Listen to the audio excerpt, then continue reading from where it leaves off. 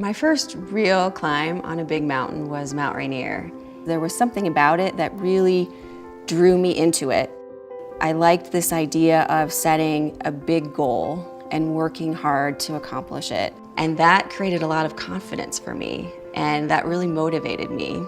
And after I summited, I realized that I wanted to do more of that. I chose a different peak somewhere in the world every year after that. I climbed in Antarctica, I climbed Denali, I climbed in Africa, and eventually decided that I wanted to climb in the Himalaya. But it's really important to be prepared physically for climbing. Every single sense that I have has to be 100% in the mountains. And when I had symptoms of dry eye, I couldn't say that I could climb confident anymore because I couldn't see what I needed to in order to feel comfortable and confident in the mountains. That was an incredibly frustrating point in my life because I felt like I had sandpaper in my eyes and I couldn't do not only the things I had to do for work, but I also couldn't do the things that I really loved, which was being in the mountains. And that was probably the most frustrating part of that.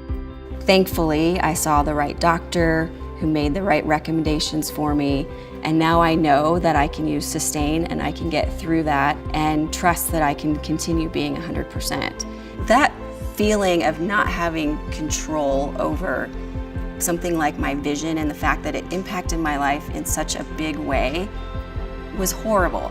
But once I used SYSTANE, it was this feeling of relief.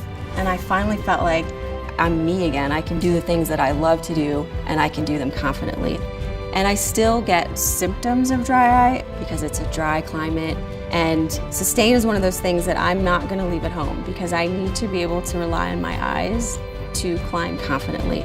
And on Mount Everest, that was more important to me than it had ever been before because every single step that I took mattered, and I wouldn't feel comfortable leaving on an expedition if I didn't have it with me.